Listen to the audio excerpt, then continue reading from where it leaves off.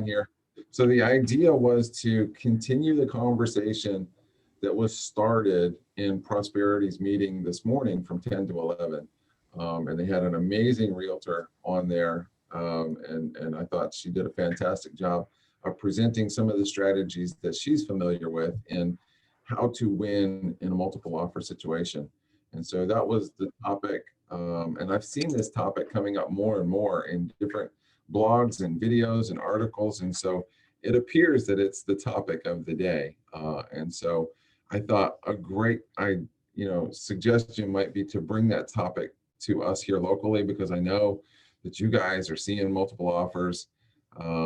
Everything that comes up nice is probably seeing multiple offers. And so, what are the things that we can do together to help our buyers improve the chances of winning on that multiple offer? Because there's nothing worse than having that buyer that's missed out on, 1, 2, 3, 4 properties sometimes because of the environment that we're in. And so the idea is to, through our partnership with Prosperity Home Mortgage, learn from John what we can do here locally to help our buyers improve their chances, but also to share some of the insights that we've learned from this 10 to 11 session about what else we could do to improve our chances, because some of that information was really, really interesting.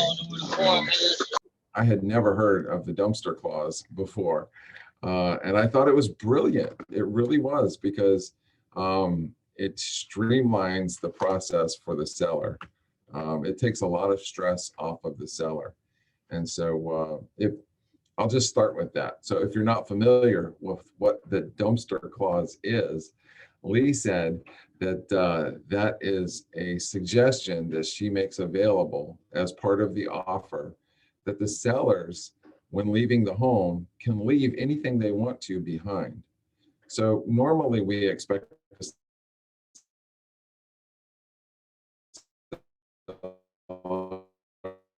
to leave the home in broom, the refrigerator, the freezer, all of that stuff is empty. And the home is basically clean for the buyer to go in and begin redecorating or setting up and moving in. So the dumpster clause gives the seller the freedom of moving all of the personal belongings or removing all of the trash in the backyard or the shed or the attic or the garage vacuum. So obviously this is not a solution for every case. But there are, I could, to a seller, to not have to go in and clean up the refrigerator and get that 3-year-old, 4-year-old bottle of ketchup out of the back of the refrigerator. I just thought it was brilliant. So I wanted to bring some of those ideas to you guys, and obviously this is an open forum. You're more than welcome to participate. So if you've got some things that you've noticed or come across or used in the past, you're certainly welcome to share those ideas here. And then our Advantage program, he's going to talk about Accelerate and what exactly Prosperity can do to help us win. John, brother, same last name.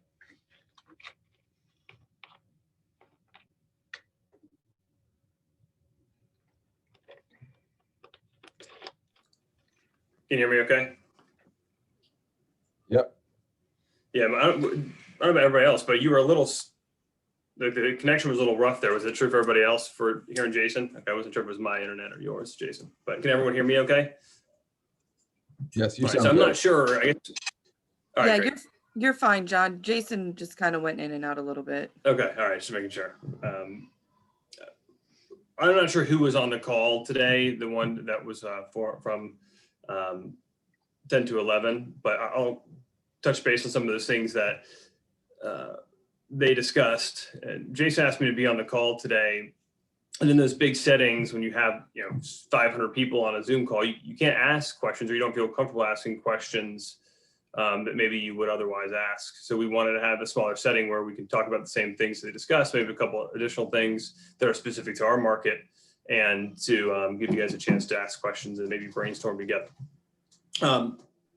And in preparation for kind of talking about this today, I talked to two high producing agents who do a lot on both the buy and the sell side, just to kind of get their thoughts on what they do strategy wise to be competitive and try to win a transaction. And so I took down some notes, and it was interesting because totally independent, they had a lot of the same things. And I coupled that with what I heard today on the call from the high producing agent that they had. And the one thing that stood out was the call. Both of the agents I talked to and the agent today talked about the phone call before the offer is submitted from the buyer's agent to the seller's agent, about how this day and age, the personality in real estate is not what it used to be. The person that I talked to said the personality has been lost, meaning that a lot of stuff now is just strictly via email and text. God forbid face-to-face, but not even as much a phone call. They'll just get an offer in their email and that's it. So what they said is some strategies when you're making that phone call is obviously to establish a rapport, to establish the professionalism, the fact that you're easy to communicate with, all that good stuff. But to kind of determine what the seller wants. You would think, hey, we want to, some things we'll talk about today as far as lending goes are closing quickly, being able to close quickly. Well, what if the seller doesn't want to close quickly? What if the seller wants a rent back? What if the seller wants an extended closing? Without asking the questions, you may submit an offer that you think is attractive, when in actuality, it may be the opposite. The seller may say, well, they're desperate, they need to move quickly, we don't really want to be pushed that fast. But we have a house, now we have to find our own house to purchase. So these are the questions that you can ask. So the phrase that I wrote down from the agent I spoke with was, hey, is there anything my buyer can do to make their offer stronger? For example, shorter, longer close date, rent backs. So he put that for example in there. I thought that was important, because if you just leave it up to broad question of like, what can my buyer do to make it stronger? It's like, well, offer more money, right? Make it cash. I don't know. But if you give those examples, it kind of opens them up like, well, actually, yeah, the seller is building a house, or the seller is worried about time frame. And that will open up, hopefully, the conversation to giving your buyer potentially a little more information, a little more ammo when they submit their offer to maybe make it more competitive. So, close dates, rent back. The other questions they asked were like, are there any offers? If there are, how many offers do you have? One thing one of the agents said is, he asks, how strong are the offers that you've received? It's kind of one of those questions where they're never going to tell you, oh, this one came in full price, no closing costs. But you can say how strong. Some agents will say, I can't really tell you, or they'll say, well, they're coming in pretty strong. Gives you a little bit of an idea of where they are. Also asking, is my offer, does it need to come in quickly? Do I have time? Do you have an offer pending? Do you have something coming in? Being aware of that situation where if you wait too long to submit your offer, you may miss it. They may have already accepted one. But if you know one's coming in, then that may help you. A couple other things before I jump into the lending stuff that I had written down were a strong EMD, and they talk about this today, a strong earnest money deposit can help. It's not the end all be all, because we all know that it can be relatively easy to get out of a contract in our market with the home inspection and some other things. But it does show strength if your EMD is higher. So if you can get up to $1,000, that kind of, it seems to be the benchmark. In our market, we see a lot of $500 EMDs. It's not the end of the world. I'm not saying it's going to be a deal breaker, but if you can push that up to say $1,500, $2,500, $3,000, $5,000, when you have two offers side by side, that can just show strength of your buyer. It was an interesting comment, and then I'll jump into the prosperity stuff specifically, was as buyers agents in the last year, we've had to completely pivot from being focused on getting the best possible terms for our buyers to now being what's the most attractive offer to the seller. So, which often is not the best terms for your buyer. So for over the last decade, if you've all been in the business, the last decade, we have been focused on getting closing costs, getting the best price. And all of a sudden, we have pivoted very quickly to a seller's market. And it's just what we're dealing with. So it's an interesting kind of, she said that we had to completely change our frame of mind. And it's tough to now look through everything at that lens when you've been conditioned to look through the lens of getting the best terms, getting the best deal for your buyer. And now all of a sudden it's almost the opposite. So it was interesting. So getting into stuff as far as lending goes specifically, a couple of things that were discussed today were programs that we have available to expedite the process. So in transactions where it's time sensitive, that ends up being a competitive advantage to close quickly, we have a couple options. One is going through the buyer's advantage, which is basically a fully underwritten loan ahead of time. That's only going to be contingent upon the appraisal and the title work. And what that allows you to do is it does two things. It allows you to close quicker because you don't have the time it takes to process a loan through underwriting and stuff. It also reduces potential issues or landmines that have to do with lending, so the seller can be more confident that everything's good to go with the loan. There's not going to be an issue with things kind of last minute. It just helps as far as that's concerned. Now, in our market, that's not always feasible, especially if you have a buyer who is VHDA loans, for example, we don't do buyer's advantage for. VA loans, any loan where the credit qualifying is a little bit iffy, to me, I'd rather wait till it's, be confident in the loan, but wait till it's under contract, because an underwriter, when there's no property involved, they could say, well, there's no seller. So if I'm going to maybe deny this person, maybe they will lean towards doing that if it's a borderline loan, because there's not already a transaction. When you have a transaction, you have multiple people involved, and it creates a sense of, we got to get this deal done. So that's, I never want to scare you and let you know that when I pre-approve somebody that could happen, but it's just the reality of our market. You have borrowers who are trying to make it work, who have worked their butts off to get up to that 620. And they're still maybe borderline, but it just may not be right. So I don't want to, we suggest a thing like buyer's advantage, it's really good in theory, especially for when you're doing lots of conventional loans that can be easily underwritten quickly. When we have a lot of government loans like we do down here, it's not as easy to do. Now, with that said, it's something we can do. We have to kind of do that ahead of time. If someone meets you and they're trying to submit an offer quickly, well, we have to wait for that to be completed in order to issue that buyer's advantage full approval. So again, it's just something that's available, just doesn't fit every single scenario. The other thing was the Accelerate program, which again, that's for conventional loans. That's a program we have where it doesn't have to be pre-underwritten.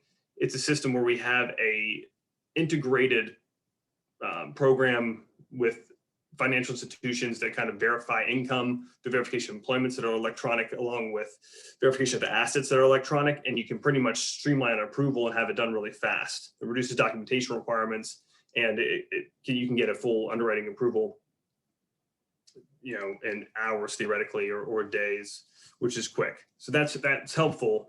Now, how do you sell that to a seller? You have to explain that to them, but they may or may not care about that as far as the quickness of how you get an approval. But that's something that we offer. We can't expedite appraisals for FHA and conventional, we can pay to have them done quicker. If you're licensed in North Carolina is taking a lot longer to do appraisals. So is the Eastern Shore, but in Tidewater and Hampton Roads, we can pay to have them done a little quicker. If that ends up being helpful to get as an incentive to move things along quicker. One thing that both people that I talked to said is that when they get an offer, if they're a listing agent, they feel much more comfortable if the lender is a local lender, as opposed to getting a letter from a bank or an online lender, a Quicken, a Veterans United, Navy Federal, where they don't know who they are. They never worked with them before, and they're not reachable during normal hours.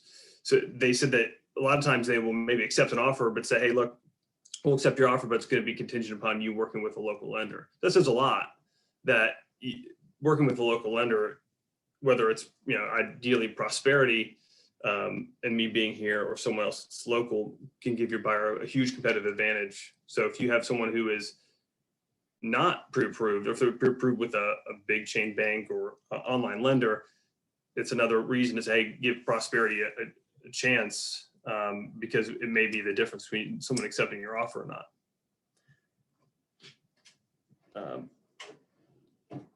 A couple other things are premium pricing that was discussed today. What that means, you may or may not know, what discount points are. Discount points are, fees or prepaid interest to buy the interest rate down for the life of the loan, right? So if you want to pay points, you can get a lower rate potentially. An origination credit or credit for interest rate chosen is the opposite of that. So if you go with a slightly higher interest rate, you can actually give money back to help with buyers' closing costs. So we do that for people who are cash to close sensitive, in instances where we all know now in our market, it's very rare for the seller to pay closing costs. Not all the time, but a lot of times it's rare. And when we have situations with first-time home buyers or veterans or anybody for that matter, who has money for the down payment, but they don't have it for closing costs, or they don't have any money at all, which I talk to people every day like that. And we have to find a way to make it work when now we don't have the option to have the seller cover things, or as much maybe. So what premium pricing does, it just kind of, it can be applied towards the closing cost portion. Now, again, one thing which there's people today who talked about it, the Northern Virginia folks, it's easy for higher price loans. So when you're at 300,000 or more, which for them, $300,000 is a small loan in Northern Virginia, but for us, it's about a normal, maybe median sales price. At $300,000 or more, you have some meat on the bone in the pricing to give more money back. That makes sense, right?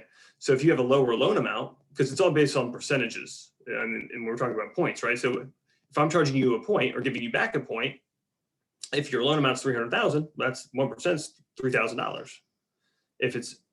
If your sales price is 150,000, well, that's $1,500. A lot of the costs associated with the mortgage are the same, no matter if the property is 150 or 300,000. So that 300,000 goes a lot farther than that $1,500 goes, right? Does that make sense? So I can't pay the sales price even at 300 or even at 150. I can't. Definitely at 150, I can't cover everything even if I jack up the rate really high, because I would have to jack up extremely high to get back, 3% or 3.5%, which is usually the amount of what closing costs are, right? So that is something that can help bridge the gap. But at the end of the day, the impact is you do have a higher interest rate and a higher monthly payment as a result. And some people are okay with that because they just want to win the deal. But it's definitely, and I'm not trying to poo-poo any of the ideas that they had today. I just want to, at the end of the day, these are all have to be specific to our market. So I just want to discuss why sometimes they may work and sometimes they won't. But I definitely always suggest these things to customers when I know that the cash is going to be tight. So that's one thing they discussed today. As far as our appraisal department goes, it's another competitive advantage that we have. I'll tell you, we have a really engaged appraisal department. If I have an issue with an appraisal, if I feel that it was incorrectly done, or there's an issue, or the appraiser is being so stubborn in considering the additional information, as long as it's not VA, because VA, it's directly through the VA itself, it's harder to dispute. We have really good luck as far as for conventional, we can just throw out the whole appraisal and start again if we had to. Now, we have seasoned appraisers who know a lot of the appraisers that are in the market that are the head of our appraisal department, who will call the appraiser and say, and they can't ask them like, hey, I need you to raise the value, but they can say, hey, look, this is the logic behind this dispute question. Is there any, can you consider this additional information, or why didn't you look at this comp? So that is, I can't tell you how important that is from my position as a loan officer, and from any position as far as any buyer you have, to have the ability to have an engaged management side on the appraisals that can step in. If you talk to any big company, Wells Fargo, Bank of America, Navy Federal, Veterans, it's such a big organization. God forbid it's Quicken, Rocket Mortgage. No one's going to call. No one's going to. You can't reach someone in management there, right? They don't. There's just one loan officer, it's one transaction. So we are hyper focused on every single purchase transaction, and we have people who will get in the weeds and try to fight to make it work. Now, how does that impact things for you as a buyer agent trying to get your offer accepted? Well, in multiple offers, we can have that discussion with the seller, and we can have that discussion with them about, if I am offering more than the list price, this is kind of our plan. This is our plan for if it does come in lower. We will work together to dispute it, and if we can't, the buyer still agrees to pay up to a certain amount over the appraised value. So you can have it part of that conversation as far as, hey, we have someone who's going to fight and dispute any appraisal that comes in low, and if it does come in low and we can't get it changed, then we'll have the buyer agree to pay excess amount over and above the sales price, or over above the appraised value if it comes in lower. So that could be just kind of part of that conversation. As far as calls to the listing agent, in Northern Virginia, this is something that they do for almost every transaction. They have the loan officer call the listing agent and say, hey, this person's well qualified, or hey, give them the warm and fuzzy feeling proactively instead of them having to call me. Now, and I'll be honest, I do that sometimes for some people. A lot of times I get the call from the listing agent like, hey, I just got this offer with this letter, and they usually already know me, or they just want to make sure that everything's good. And I always confirm that it is. Sometimes though, agents don't, it's like they're annoyed that I'm calling. And it's almost like, are you calling me to overcompensate for a borrower who isn't well qualified? So it's a little bit of a dance and a little bit of a game.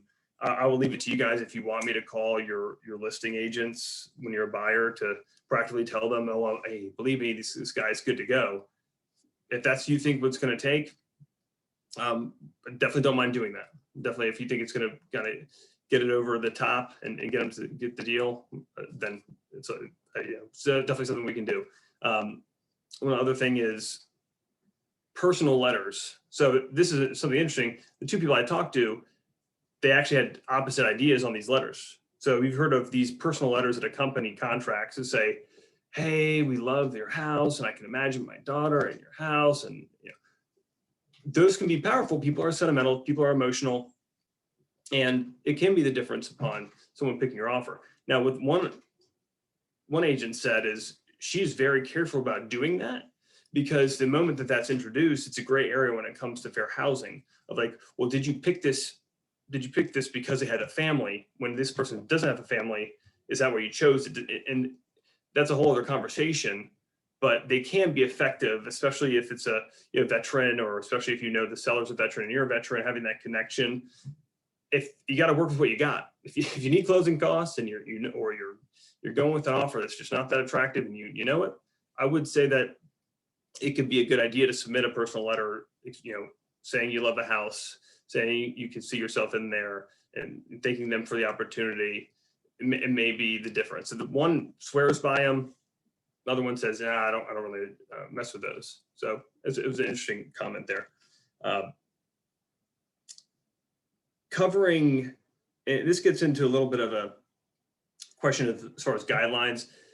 When you talk about the buyer willing to cover the cost of appraisal required repairs. Now, per the terms of the contract, generally, in some cases, guideline wise, the buyer isn't supposed to cover the cost of appraisal required repairs. Now, can they? Yes.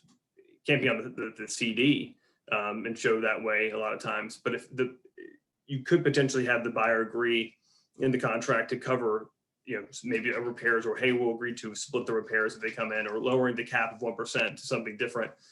I think if you lower the cap, at the end of the day, it doesn't really matter because those repairs have to be made. And if the buyer doesn't have the money, then the seller's going to have to pay it. So, but if the buyer's agreeable to pay for some of the cost potentially of any appraisal required repairs, then that can be a benefit, especially because a lot of agents have a preconceived notion for FHA and VA for, oh man, we don't want to pick this one because appraisal might be tough. Or, this is going to be a tougher appraisal. So if we have a conventional loan in FHA or VA, we want to go with conventional because appraisal's easier. But if they have some sort of confidence that the buyer is going to be willing to cover costs of any appraisal required repairs, that might counter that fear from the beginning and say, well, if they're going to cover the costs, and there's no difference. So just a thought that I had that you guys you can think about. Jason, do you remember, is there anything else on the call that they discussed that I missed, or and does anybody have any general questions so far with what I've discussed? So, no, I think you touched on everything really. One of the things that he mentioned, which I thought was interesting, and I don't know if it applies here locally, but they have that, was it 5, 10, and 30 rule for appraisers, which I thought was really interesting. So if your subject property is in the city, then the appraiser lives within 5 miles. If your subject property is in the suburbs, then the appraiser is supposed to live within 10 miles of that address. And if the subject property is rural, then the appraiser is supposed to be within 30 miles of that property, which I think adds a level of confidence to both sides of the transaction that, we have a knowledgeable local appraiser. And then of course, the fact that we can get it rushed if we need to get it rushed. So no, I think you did a really good summary, John. I appreciate it very much. So if you guys have any questions for John, feel free to shoot them out.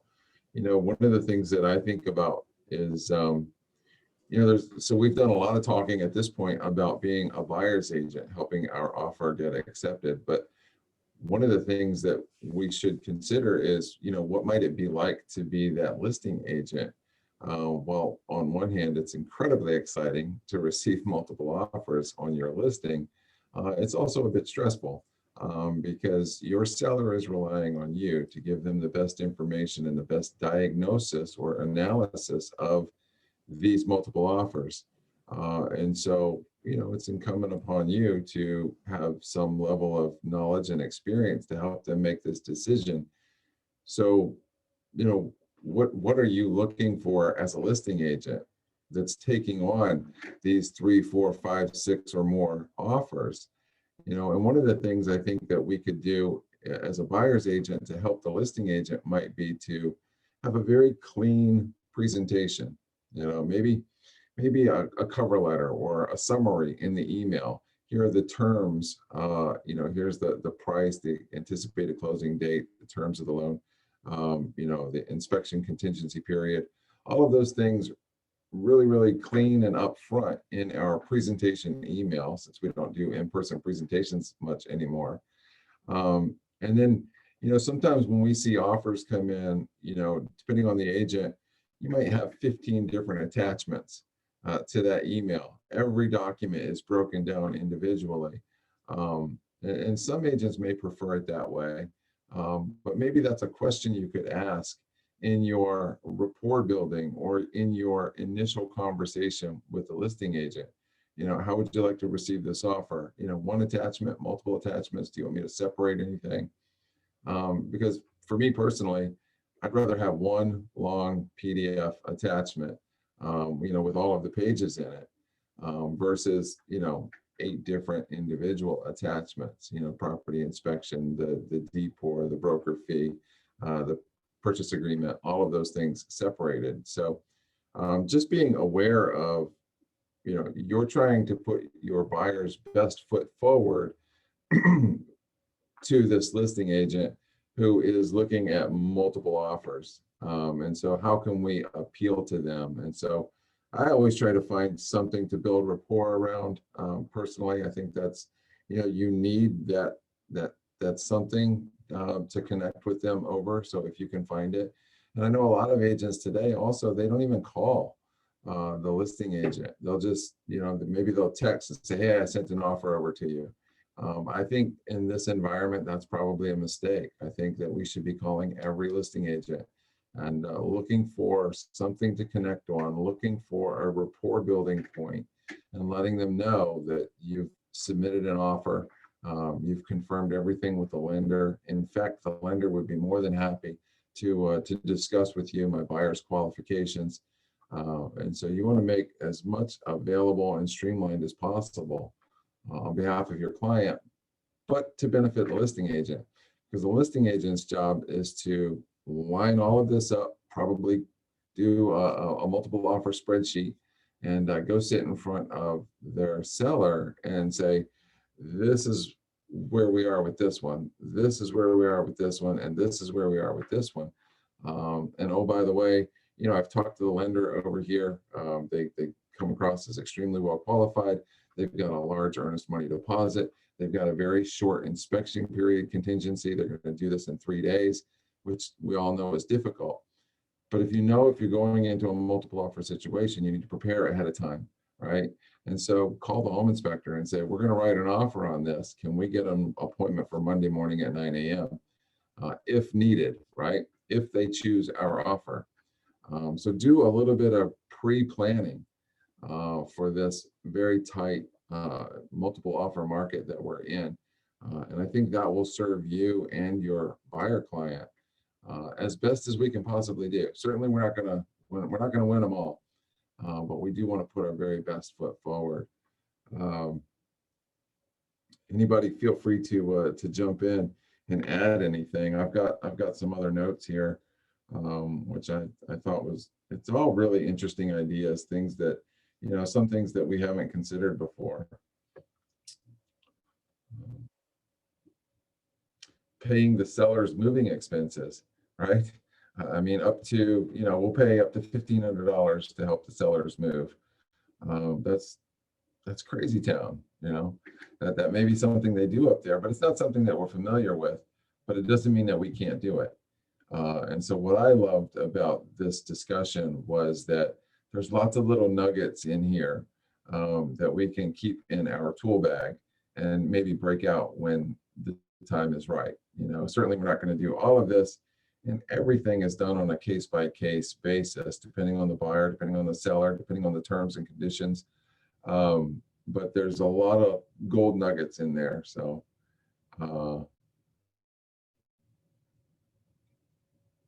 non-refundable deposit, right? That's something that we've seen quite a bit of, actually, in these multiple offer situations. We're going to give a $1,000 non-refundable deposit in order to secure our position as the buyer, in order to entice the seller to take our offer. And I think the really short inspection contingency period is a really strong one as well, because I think that's something that a lot of agents will overlook, buyer's agents, and they're going to still put down that 7 or 10 or 14-day inspection period. I think if we can shorten that down to 2 or 3 days, it's really going to increase the likelihood of our offer being accepted, because essentially we're asking the seller to take the home off of the showing market, essentially, for the period of our inspection contingency. And so the more that we can shorten that, the better it is.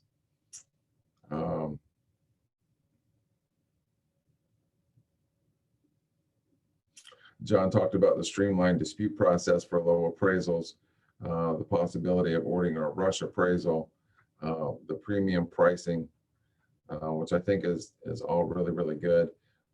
If I were going into a multiple offer situation today, depending on my rapport with the listing agent, I might ask John or Prosperity Loan Officer to give him a call and just, give him the warm and fuzzy about my buyer. And so you want to make sure that you're working with a lender that's able or willing to do that on behalf of the client. Certainly everybody's busy right now, but some will and some won't.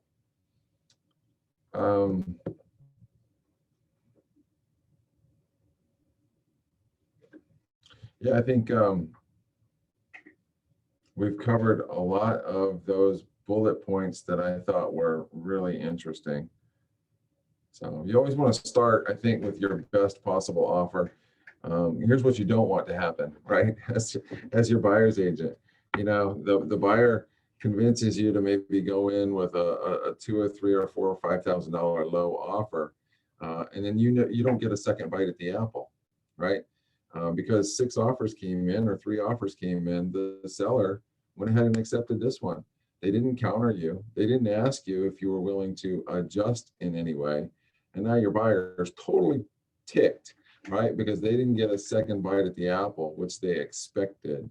And so make sure that you're educating the buyer. Look, it's a very, very tight market right now. Multiple offers are all over the place. I really feel strongly that we need to go in aggressive with your highest and best offer.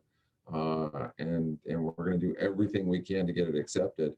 But I would hate for you to come back to me 2 days from now saying, well, if I would have known, I would have went up another $1,000 or $5,000, right? So I think educating the buyer through this process is going to help us increase the likelihood that their offer gets accepted.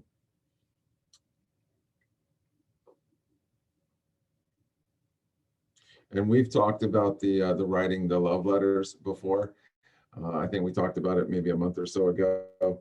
And there is a fine line there, and it does open the door to potential fair housing critiques or violations. So I think if you're going to do it, you need to do it carefully. Certainly nobody's looking to get in trouble. We're only looking to improve the odds. Something they said, this was interesting to me, John. Up there, apparently, they do a financial profile sheet on the buyers. I had never seen that before in my experience, but I do think that it contributes to the seller's opinion of value of the buyer. They do this whole profile. They talk about where the buyer works and how long have they been there and what's their salary and what kind of bills do they have right now? How much money do they have in the bank, right? I've never done that. Yeah, that is it. You can see up there, they've been in a seller's market for the last 5 years and how crazy it's gotten there. Now, will we get to that point where the seller demands to know where the person works and can use that information to determine whether or not they accept the deal? I think to me, that is a little excessive, and it gets to the question of privacy, and it gets to the idea of, once that becomes a normal thing to disclose that, well, then will people expect it in the future? So I'm not saying it's wrong or right. To me, it's like, talk about fair housing. Do you want to start getting into, this is how many kids they have. This is how many years of education they have. Is that really fair? Does that really matter? Maybe it matters to some people. Right? You want to get into the exact things of the amount of money on deposit, salary. I don't know. It's an interesting idea for sure, but it's definitely a slippery slope. And if I'm the seller's agent, is it more information to consider? Is it more variables to plug into your spreadsheet as far as like, well, this person has been at their job for longer, this other person, it's a lot. But I do think having the confidence of confidence in the lender that the buyer is using is huge. So however you have to get the listing agent to get there, we'll do everything that we can. If that means getting more information, and the buyer, I guess, is okay with that, can do that. But usually it's really as simple as like, confirming that we've received all the asset income documentation, I've reviewed everything, it's gone through underwriting, and I just really confirm how solid the borrower is to make sure that there's nothing in the back of their mind to be worried about. You know, one thing I'll mention, this is kind of something just that I'm thinking about at the top of my brain, is when you are utilizing a VHDA loan, sometimes that, and it may not even be a conscious thing if I'm a listing agent or a seller's agent, like, oh, well, they're first-time home buyers. They have to utilize this program to qualify. Therefore, they're not as financially stable as maybe someone who's just going with a conventional loan. Right? Does that make sense? VHDA, first-time home buyer programs. And that could put your VHDA buyers slightly behind the 8 ball from the beginning. Now, when you utilize VHDA, you're utilizing either conventional financing or FHA financing. That's accurate. Can the letter state that you are getting an FHA loan when you're getting an FHA loan through VHDA? Absolutely it can. Can it state that you're getting a conventional loan when you're getting a conventional loan through VHDA? Absolutely. So if we have that conversation independently, but my pre-approval letter, if I pre-approve someone for VHDA conventional, it says VHDA conventional, right? You know, it doesn't have to though. It could say 30-year conventional. It's still a 30-year conventional. Is it through VHDA? Yes. Do we need to make your seller aware that they're getting a VHDA loan?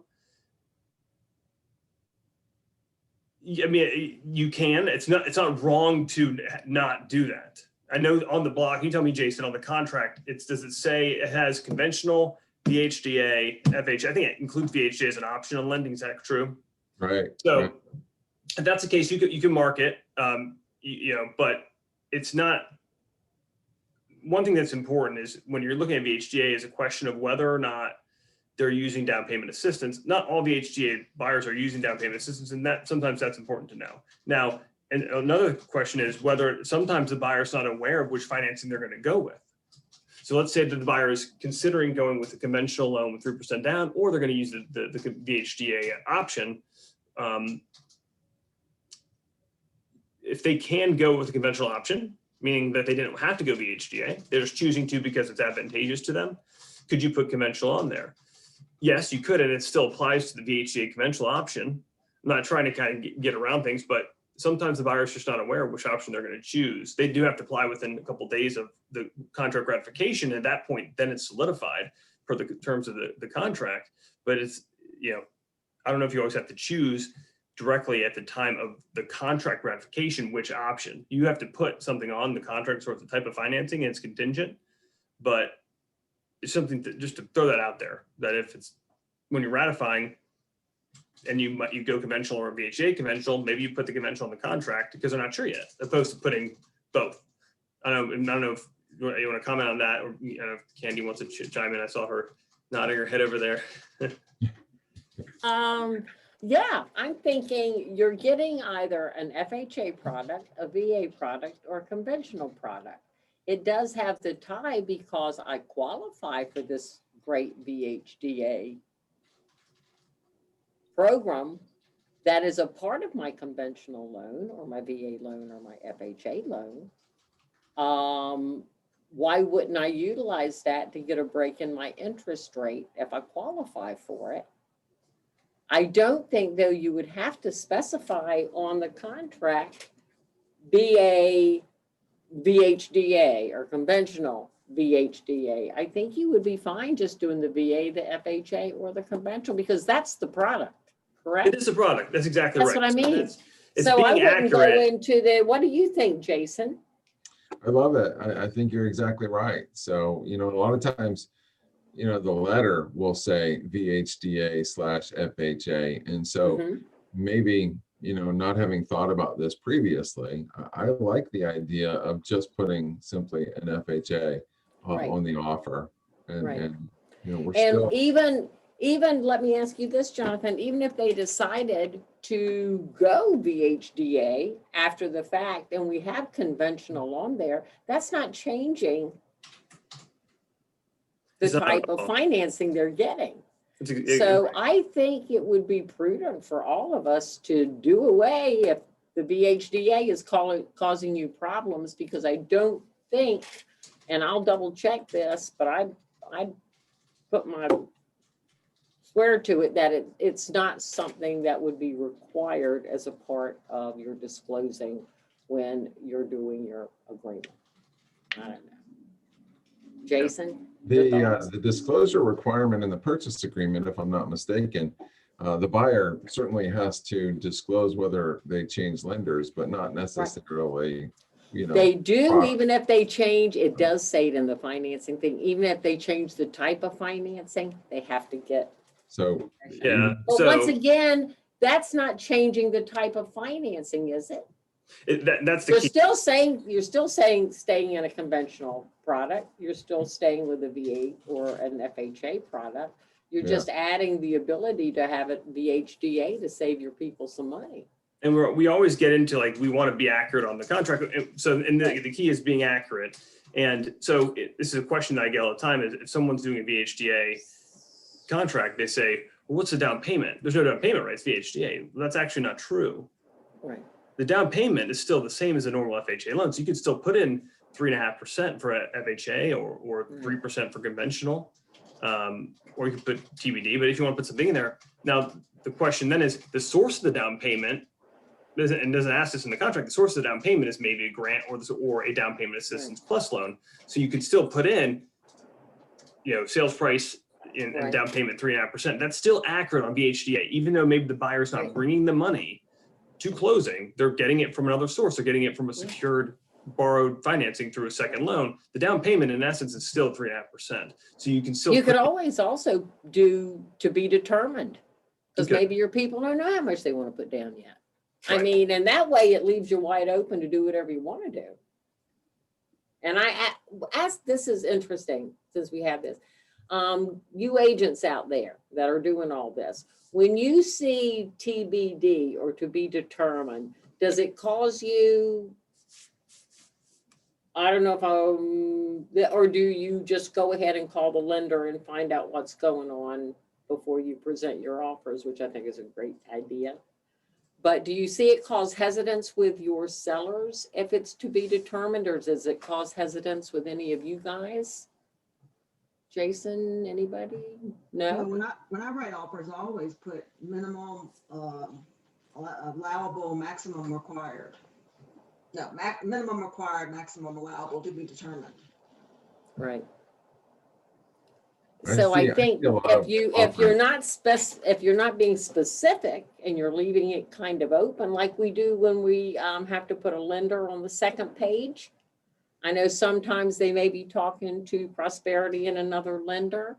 So we'll put both Prosperity or blah, blah, blah, so that we're covered, and that when the buyer does make their decision between the two, we don't have to worry about doing an addendum to change anything. So it's a great idea. I would say, if you can, even to say, hey, look, just in case for some crazy reason, something happen, why not include someone else on there? It doesn't mean you have to use Prosperity at all, or even have to talk to me theoretically, but if you have it on there, to take that burden of having to get an addendum, because once you know you have to go back to the seller to ask permission, they're going to get freaked out, and they're going to be concerned about the reasoning surrounding the change. Now, and when you take that out of the equation, which again, Hampton Roads is, I think, the only contract in Virginia that has that specific clause of identifying the lender, that it's easier to transition if we need to, for whatever reason. And sometimes having multiple lenders on there, I can say, wow, they're pre-approved with multiple people. Even though by putting Prosperity's name on there doesn't mean they're necessarily pre-approved with us, because the letter says Navy Federal, but maybe that shows that they're pre-approved multiple people. That's maybe a little stronger than just being approved with one company. They talk to two lenders and they're still deciding between the two, as opposed to, hey, they talked to, XYZ Mortgage, and we're getting really deep into the psychology of the seller here, but it's it doesn't hurt anything to have us listed as additional lender on that line. As an alternate. Also, don't forget, no matter who you put, guys, that paragraph also states that whatever lender you choose, they got to go to Form formal loan app within 7 days. That's right. So just make sure that they've gone somewhere by that 7th day. So if the listing agent, who's a good listing agent, actually calls the lender and says, hey, have these people actually filled out their loan documents? We won't be like, uh-oh, we're going to be in breach if you don't do that today. So those timelines have to be met. So just remember that too. And make sure your buyers understand that. So what I'll do going forward is I'm going to, on the VHDA pre-approval letters, I'm just going to put FHA and conventional. You'll see in the email that I normally send to your buyers, it'll say you're pre-approved for VHDA, and you'll know that. But there's nothing in there. There's nothing wrong with putting the conventional FHA, because it's still an accurate portrayal of the type of financing that they're getting. Because it's like jumbo, for example. If I'm getting a jumbo loan, then we have several different investors. It's going through Chase, or it's going through Wells Fargo, or it's going through NASA Federal, or it's going through Pentagon Federal. I don't have it's going through NASA Federal. I just say it's jumbo financing. And where they get their FHA financing or their conventional financing through via us, that's it's obviously important to the buyer and the transaction. But I don't, as far as trying to put your best foot forward on the offer, I think just saying, hey, it's a conventional loan. It's a lot different saying it's a conventional loan through VHDA. People have that connotation there, though technically the guidelines are, as far as appraisal guidelines, are exactly the same. There can be small differences, but really guideline wise, they're the same. So it's still being accurate. So that's what I'll do. Question. Hey, Charles. Yeah, so going back to this morning's Zoom call, two things. The walk and talk, how does that work? And do we use that here? I've never heard of it before. And they referred to the final amount being loaned as the delta. Is that normal? I hadn't heard that before. What was that first thing you said, the walk and talk? The walk and talk, yeah. As opposed, I guess they're talking about a pre-inspection. And they said instead of paying the whole price for a pre-inspection, you can do what we call a walk and talk. That was something that was on the agent side, right? Then so that maybe Jason can talk to that a little bit. As far as the question real quick on the delta, I think what they're referring to delta wise is just the difference between the loan amount and the sales price. So the delta would be the difference between that two. And I think, were they referring to that when they said pay 5,000 to save 50,000? Is that when they were referring to that, Jason? Yeah, I believe so. Yeah. So what they were referring to was, if the appraised value comes in less, let's say you're planning on putting down 20% and the appraised value comes in below, well, you could theoretically keep your loan amount the same. So if here's your 20% equity, so here's your loan amount, and then your appraised value comes in here, you could keep your loan amount here. And we could, because sometimes people put down the 20% to avoid mortgage insurance, but if now the appraised value is here, we can keep the loan amount the same place, and we have programs like paying for the mortgage insurance up front, opposed to financing it or opposed to paying it monthly. So you still achieve that goal of having no MI, and so you just pay an extra maybe $5,000. You can either finance or pay it at closing. It doesn't really impact it because your loan amount's the same. So that's the idea. There is the MI options that we have. MI meaning mortgage insurance options we have, where we can kind of adjust or have options to still fulfill the goals of the buyer or where they want their payment to be, with and keep their loan amount the same, even though the value came in different. So is that I don't know if that answers your question, Charles, if that's what you were referring to. Yeah, that's it. I appreciate it. Thank you. That's why everybody, please have your people call the loan officers. I mean, they can explain all of this. They can find out the buyer's information to really advise them on what would be the best way. I know I don't have a 1% of John's stuff in my head. So why in the name of God would I feel comfortable talking to anybody about financing and the different programs that they could do? I would say, here, call the expert. He will tailor something to your specific needs. Ask him questions and he can explain things. I mean, oh gosh, we're so lucky to have you.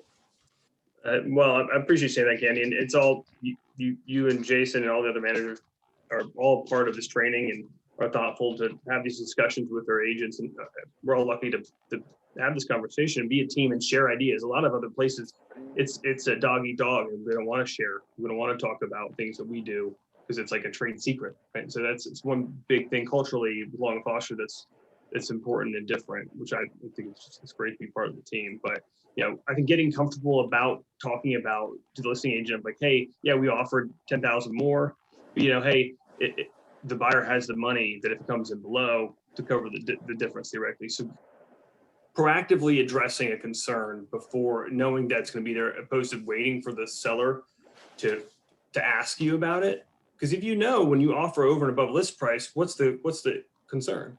The concern is, well, what if it doesn't appraise? Well, then we're kind of having to renegotiate. We're gonna have to start from scratch. It pretty much is like we don't have a ratified contract at all. That's the concern if you go over list price. But if you address that proactively, the conversation of, hey, you can talk to John. They have the money to cover the difference if we need be. We can have the conversation with the buyer about, hey, if this happens, what if A then B? Then we can move around the money. We can change the loan amount. We can make it work.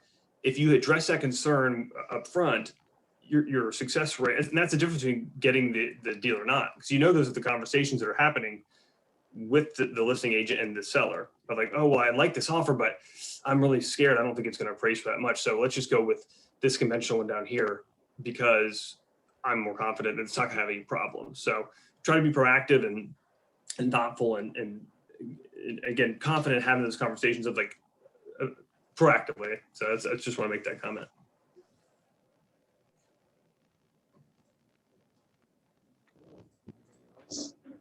Just to pick up on Charles's question. Can't hear you. Okay. You're breaking up, Jason. Sorry. Can you use sign language? Yeah.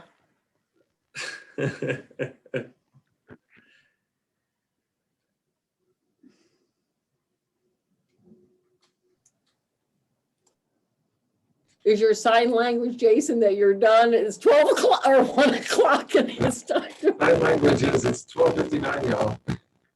We heard you there.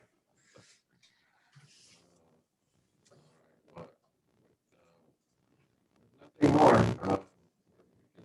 Sign out now. This has been recorded. It just sends it out to you. All right. Thanks. Wait, guys. Great I information. think what he was trying to say was that it's been recorded and we will send it out to everybody. So just be on the lookout for a link to the YouTube. Have a good day, everybody. Yes. Thanks. Bye. Bye.